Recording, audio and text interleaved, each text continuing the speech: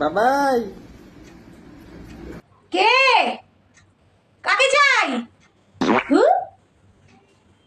বাবাই। আবার বাবাই বাবাই করে। এখানে বাবাই বলে কেউ থাকে না। কাকে চাই? সব তো দেখি কে। ওমা, আমি একটা জিনিস দেখাই।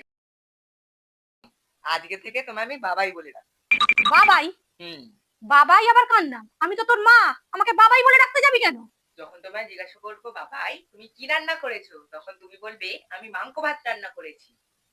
মাংস ভাত? সেটা আবার কি? আরে মাংস ভাত, মাংস ভাত। মাংস ভাতকে মাংস ভাত বলছিস কেন? তোর মুখে কি শ্লেষার ঘা হয়েছে নাকি? মাংসকে মাংস মাংস করছিস? আরে যেটা বলছি সেটা করো না তুমি। উফ। শোনো, যখন আমি তোমায় ডাকবো তখন তুমি ঠিক এরকম করে বলবে।